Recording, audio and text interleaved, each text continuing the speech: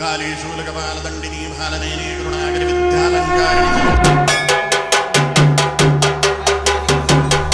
एक बड़ा दर्शक वर्ग ऐसा भी है जिन्हें अब ये बात पता चलेगी कि श्री राम की जो कुलदेवी हैं उनका भी एक मंदिर है।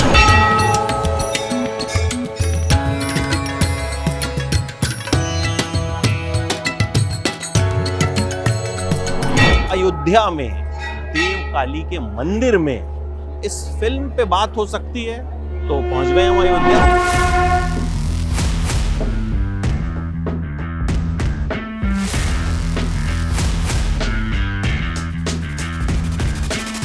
जी हमने भी ये सौभाग्य पहली बार मिला है। हम कल आए थे और सीधा देवकाली माँ के मंदिर में आए थे। तो अगर इस मंदिर की बात करूं जो देवकाली मंदिर है, क्या इससे किसी तरह का कोई कनेक्शन है फिल्म का? पहली बात तो ये बताऊंगा, अगर कोई मेकर है तो वो अपने काम में माहिर नहीं है तो उनको वो धंधा छोड़ देना चाहिए, उनको वो काम छोड़ देना चाहिए।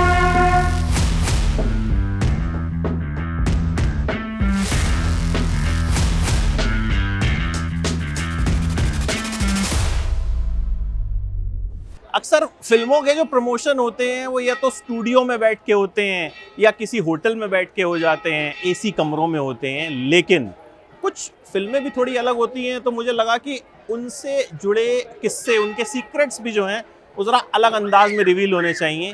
एक फिल्म आ रही है द सीक्रेट ऑफ देवकाली, मैंने ट्रेलर देखा, मुझे एकदम कांतारा वाला फील आ गया या फिर कार्तिकेय 2 वाला फील आ गया। मुझे लगा यार कंटेंट में दम है, और फिर पता चला कि अयोध्या में देव काली के मंदिर में इस फिल्म पे बात हो सकती है, तो पहुंच गए हम अयोध्या और पकड़ लिया हमने नीरज जी को। तो नीरज जी, जय श्री राम। जय श्री राम। आप तो बिल्कुल एकदम राममय हैं, और बस मैं कुर्ता लाना भूल गया अपना, लेकिन कोई बात नहीं, इन्होंने पहना मैंने पहना तो बैलेंस हो गया। तो अंदर चलते और मंदिर के दर्शन भी करेंगे और साथ साथ जो है देव काली का जो सीक्रेट है, और यहाँ ढोल नगाड़े आपको सुनाई देते रहेंगे। और मुझे लगता है कि उससे अच्छा बैकग्राउंड म्यूजिक जो होता है ना, वो किसी भी चीज़ के लिए होता नहीं है, नेचुरल होता है ना।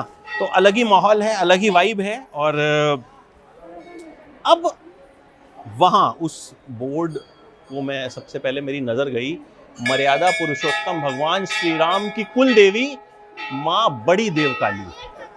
तो सबसे पहले तो क्योंकि आपने ही ये फिल्म डायरेक्ट भी की है और आप इस फिल्म में एक्ट भी कर रहे हैं, तो माँ देवकाली के बारे में ही ज़रा थोड़ा सा बताइए कि यहाँ तो हम पढ़ रहे हैं कि प्रभु श्री राम की कुल देवी हैं, तो सौभाग्य हमारा कि उनके दर्शन भी आपकी वजह से हम कर पाए और फिल्म में भी जो है उनके बारे में हम जानने जा रहे हैं।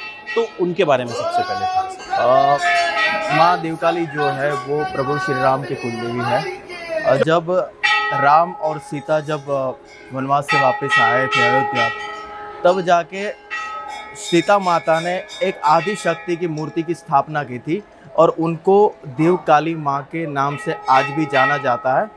उनको वन संरक्षण की देवी भी माना जाता है कि मतलब कोई भी जानवर हो कि जंगल विभाग में जितने भी उनकी संरक्षण करती है ये देवी। तो मथुरा के पास एक देवकाली जंगल भी है जहाँ पे आज भी आदिवासी वर्ग वहाँ पे रहता है। तो आगे भी चलते हैं क्योंकि यहाँ लगातार जी आदिवासी वर्ग रहता है और बहुत से सीक्रेट्स उस जंगल में शूट किया है हमने। और वहाँ का जो माँ का प्रभाव था, जो शक्ति थी, वो एक अलग रूप में थी। तो सोचा कि ये शक्ति अगर हमारे साथ है तो ये फिल्म का नाम द सीक्रेट ऑफ देवकाली क्यों नहीं रखा जाए। कितना वक्त लगा आपको ये फिल्म बनाने में? ये फिल्म शुरू हुई थी 2018 में। 2018 से इसका कॉन्सेप्ट लिखना शुरू किया था, फिर जाके इसके ऊपर चर्चा विचारणा हुई थी और बहुत सी अप एंड डाउन्स आए थे, क्योंकि एक अच्छा धर्म का काम करने जाते हैं तो रुकावटें तो आती ही आती है। बस उसको साइड हटाते हटाते 2025 से अभी रिलीज़ हो रही है फिल्म। अगर इस मंदिर की बात करूं जो देवकाली मंदिर है, क्या इससे किसी तरह का कोई कनेक्शन है फिल्म का? देवकाली माँ से ही कनेक्शन है सीधा। तो देवकाली मंदिर से तो सीधा कनेक्शन होता ही, क्योंकि देवकाली माँ एक ही है, चाहे उनके अलग अलग 10 जगह मंदिर हो ना हो। पर ये मंदिर शायद अभी तक लोगों की नज़र में नहीं आया था, पर क्या है कि हम ये भी दिखाना चाहते, ये भी हमारा एक इतिहास है। बिल्कुल। यस, तो ये भी एक ऐतिहासिक स्थल है। तो आप राम के दर्शन करने जाए, प्रभु श्री राम के दर्शन करने जाते हैं तो पहले उनकी माता जी का यानी कुल देवी का मंदिर आता है, तो पहले यहाँ पे दर्शन करने चाहिए, उसके बाद राम जी के भी दर्शन करने चाहिए, फिर उसके बाद हनुमान जी है। और कि अक्सर हम कहते हैं जय श्री राम और अयोध्या आते हैं तो प्रभु श्री राम के दर्शनों के लिए बहुत से लोग आते हैं, खासतौर पे राम मंदिर बनने के बाद। तो यहाँ इस फिल्म के जरिए हमें श्री राम की जो कुलदेवी हैं उनके बारे में भी बहुत लोगों को पता चलेगा, जो कि हो सकता है बहुत लोगों को पता भी हो, लेकिन बहुत सा एक बड़ा दर्शक वर्ग ऐसा भी है जिन्हें अब ये बात पता चलेगी कि श्री राम की जो कुलदेवी हैं उनका भी एक मंदिर है। तो ये बताइए कि इस तरह की फिल्म बनाने का आइडिया कहाँ से है? पहले मैं आपको बताऊं, मैंने फिल्म का ट्रेलर देखा और मैं बहुत ब्लंट और ऑनेस्ट हूँ अपने रिव्यूज में। जब मैंने पुष्पा का ट्रेलर देखा था मुझे अच्छा नहीं लगा था। जब मैंने और सिकंदर का टीज़र देखा, मतलब बड़ी बड़ी फिल्मों के टीज़र ट्रेलर अगर मुझे अच्छे नहीं लगते तो मैं उसको बड़ी ओपनली बोलता हूँ, लेकिन ये मैंने ट्रेलर देखा तो मुझे अच्छा लगा। और जाहिर तौर पे अच्छा नहीं लगता तो मंदिर है तो मैं आपको वहीं बोल देता कि नहीं यार मज़ा नहीं आया ट्रेलर में, मैं उम्मीद करता हूँ कि फिल्म अच्छी होगी।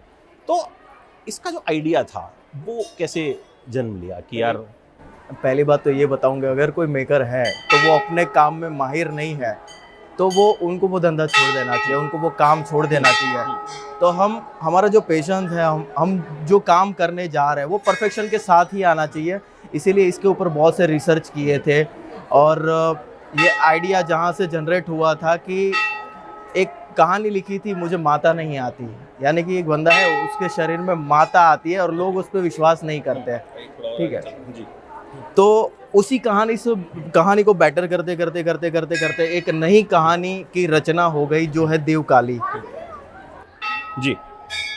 तो किस तरह से फिर स्टारकास्ट का इसमें जो है सिलेक्शन हुआ कि भाई हम इन लोगों को जो है सेलेक्ट करते हैं? पहले संजय मिश्रा जो है वो बड़े दिग्गज कलाकार है और एक अंदर से ख्वाहिश रहती थी अंदर से कि मुझे इनके साथ एक बार काम करना है, मुझे एक बार इनके साथ काम करना है। तो जिसके लिए मैंने एक शॉर्ट फिल्म डिज़ाइन की थी कि पहले शॉर्ट फिल्म करूँगा, इसमें मुझे इनको साइन करना है और मुझे उनके साथ काम करना है। तो बस 6-7 साल से एक आग जल ही रही थी और फाइनली वो मौका आ ही गया जब मैं उनको साइन करने जा रहा था। वो भी एक पहली फिल्म है और पहली फिल्म में इतने बड़े दिग्गज कलाकारों के साथ काम करने का मौका मिल रहा है, डायरेक्ट करने का मौका मिल रहा है, तो बड़े सौभाग्य की बात होती है। वैसे ही महेश मांजरेकर, प्रशांत नारायण जी जो अपने आप में एक नाम के एक्टर हैं। यस मतलब स्टार से पहले वो लोग एक्टर हैं। यस। तो बहुत लोगों ने कहा, जैसे कि हम गए तो आपकी फिल्म में कोई बड़ी स्टार कास्ट नहीं है, आपके फिल्म में कोई स्टार होता तभी ये फिल्म चलेगी। अरे ये मेंटालिटी किसने फिट किया है? ये किसने किया कि कोई स्टार होगा तभी ये फिल्म चलेगी? स्टार्स की फिल्में भी तो पिट रही हैं। अभी सिकंदर के शोज कैंसिल हो रहे हैं, उसकी जगह मैं पढ़ रहा था गुजराती पिक्चर के शो लगाए जा रहे हैं। तो अभी तो वो सिस्टम जो है, जो स्टार वाला सिस्टम है कि एक बड़ा स्टार होगा और उससे फिल्म चलेगी, मुझे लगता है वो तो खत्म होता जा रहा है। ये जनता को एक बार समझना पड़ेगा, उस चीज़ को मानना पड़ेगा कि आप लोग नई चीज़ को एक्सेप्ट नहीं करेंगे तब तक नई चीज़ आएगी नहीं। अगर बदलाव आ रहा है तो आपको बदलाव को एक्सेप्ट भी करना पड़ेगा। जैसे कि नोटबंदी हुई थी, नोटबंदी में सब लोग लाइन पे खड़े थे क्योंकि नया बदलाव आ रहा था, अच्छे युग की स्थापना हो रही थी, इसलिए सब जनता ने साथ सहकार सहयोग किया। तो वैसे ही आज की जनता को समझना पड़ेगा कि कुछ बदलाव आ रहा है, इंडस्ट्री में भी कुछ अच्छी फिल्में आ रही है, नई फिल्में आ रही है, तो उस फिल्मों को एक्सेप्ट किया जाए। आप उनको करेंगे तो उनका मोटिवेशन मिलेगा उन लोग को और कुछ ऐसे ही कॉन्सेप्ट पे काम होगा, ऐसे ही इंडस्ट्री आगे आ पाएगी। लेकिन जनता तो कर रही है ना। अगर कांतारा आप देखें तो ऋषभ शेट्टी को हिंदी ऑडियंस पहले नहीं जानती थी, कांतारा के बाद ही उनको जाना, और अब वो बहुत बड़ी बड़ी फिल्में कर रहे हैं। तो आप मतलब बदलाव तो ऑलरेडी आ रहा है। अगर कंटेंट में दम है तो लोग जा रहे हैं देखने। बिल्कुल, ये बदलाव भी तो बहुत अच्छा है। इसीलिए हमने हमारे अंदर एक आया कि शक्ति मिली कि भाई अभी पब्लिक को कुछ नया देखना पसंद है, कि पब्लिक कुछ नया देखना चाहती है। अब घिसे पिटे कॉन्सेप्ट के साथ आगे नहीं बढ़ना चाहती है पब्लिक। तो हमने सोचा कि अब ये वक्त है, अभी मौका है। पब्लिक अगर समझदार हो गई, इस चीज़ को एक्सेप्ट कर रही है, तो ऐसा कॉन्सेप्ट क्यों हमारी इंडस्ट्री में नहीं?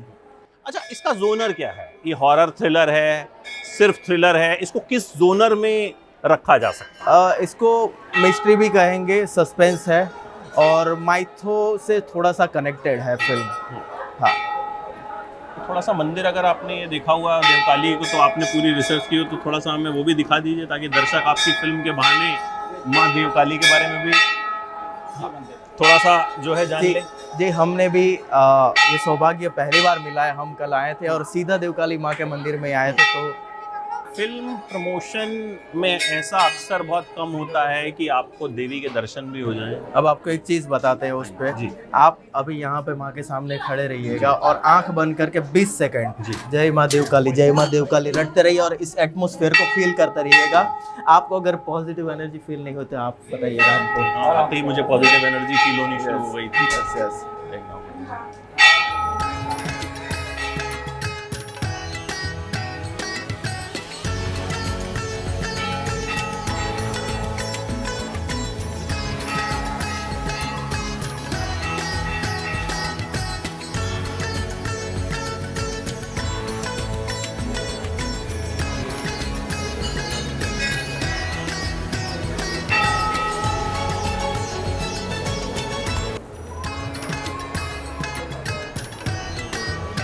हम बार बार आते रहेंगे।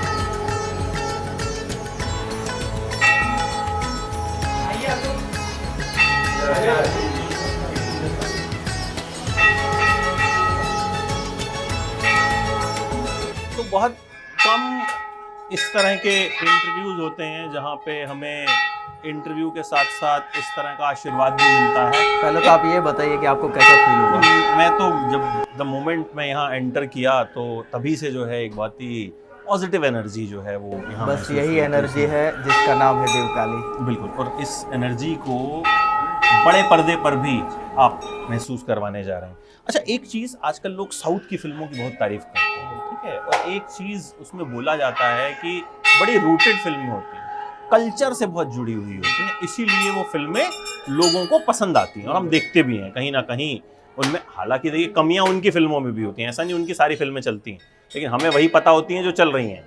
पिटती वहाँ पे भी हैं फिल्में हमारी तरह, मतलब हिंदी फिल्मों की तरह। और हालांकि अभी तो इंडियन सिनेमा है, कंप्लीट सिनेमा है, कोई ऐसा डिमार्केशन नहीं है। तो लेकिन ये जो फिल्म है, ये कहीं ना कहीं उस कॉन्सेप्ट को भी आगे बढ़ाती है, हमारी रूट से जुड़ी हुई है। बिल्कुल। हमको पहले तो हमारे रूट से ही जुड़े रहना चाहिए, तभी आपका विकास हो पाता है। अगर आपने रूट छोड़ दिया, बस सिर्फ हवा में उड़ने लगे, तो आपके पैर ज़मीन पे नहीं है, मतलब आप कभी भी पटक के गिर सकते हैं। ठीक है, तो आपको ज़मीन से जुड़े रहना चाहिए, अपने कल्चर से जुड़े रहना चाहिए, अपनी संस्कृति से जुड़े रहना चाहिए, अपनी प्रकृति से प्रेम करना चाहिए। यही सब चीज़ें हैं जो आपकी आने वाली पीढ़ियाँ हैं उनके काम आने वाली है। ठीक है, तो आपको कल्चर से जुड़े ही कंटेंट बनाने चाहिए, जिससे पब्लिक वो जो चीज़ें देखती है, हर रोज़ देखती है, ज़मीन पर बैठ के खाना, हाथ से खाना, ये सारा हमारा कल्चर है, पहले से फॉलो किया आता जा रहा है। तो बस यही है कि ऐसी फिल्में बनेंगी तो हर कोई अपने आप को। अच्छा, और हमारे साथ शिवम जी भी हैं।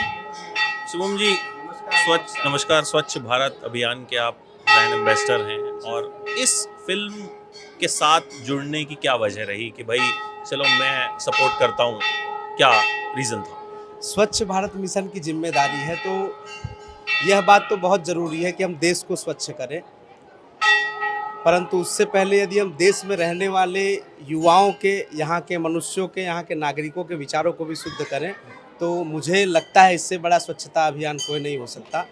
तो यह फिल्म जो आ रही है देवकाली, यह एक बुद्धि शुद्धि यज्ञ है, लोगों की बुद्धि को सुधारने वाला यज्ञ है। उनके मन से, उनके शरीर से, उनके दिमाग से जो विचार अश्लीलता के, फुहड़पन के, जो आजकल आपको सोशल मीडिया या फिर OTTs के माध्यम से, बॉलीवुड के माध्यम से प्रसारित किया जा रहा है, लोगों के विचारों के अंदर उनके मानसिक स्तर को गिराने का प्रयास किया जा रहा है।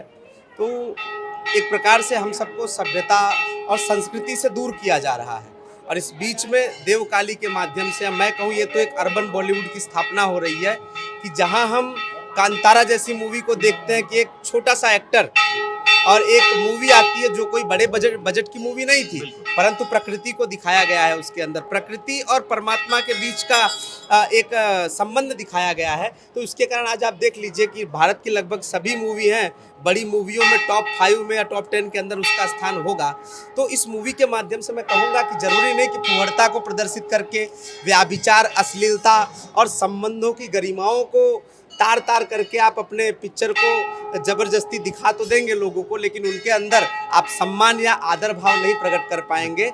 आप यदि भारत में रह करके भारतीय संस्कृति, यहाँ की सभ्यताओं को जोड़ करके आप यदि कोई मूवी बनाते हैं, क्योंकि विशेष रूप से इन सब चीज़ों में युवा जुड़ता है, तो युवाओं की जब मानसिक स्थिति एकदम स्वच्छ रहेगी, यहाँ के युवा चरित्रवान बनेंगे, तो वह राष्ट्र अपने आप एक श्रेष्ठ राष्ट्र की ओर आगे बढ़ेगा, विश्वगुरु बनेगा। हम स्वप्न तो देख रहे हैं परंतु कर कोई नहीं पा रहा है। तो देवकाली इस कार्य के लिए, इस आंदोलन के लिए एक मील का बहुत बड़ा पत्थर साबित होगा और देश के युवाओं में और आने वाली पीढ़ियां जो एक्टिंग के फील्ड में जाना चाहती हैं या जिनको अभिनय में, एंटरप्रेन्योर, आपके एंटरटेनमेंट में ज़्यादा रुचि है, तो उन सबको प्रेरणा मिलेगी कि हम समाज की सभ्यता और संस्कृति दोनों को जोड़ करके भी बहुत अच्छे तरीके से आगे जा सकते हैं, समाज में एक नाम बना सकते हैं और मशहूर भी हो सकते हैं। तो बड़ी अच्छी बात इन्होंने कही कि मेरा मानना है कि सिनेमा अच्छा होना चाहिए, चाहे वो किसी भी भाषा का हो, कंस्ट्रक्टिव होना चाहिए, ठीक है। जो आपने कहा कि फुहड़ता नहीं होनी चाहिए, एंटरटेनमेंट होना चाहिए उसमें।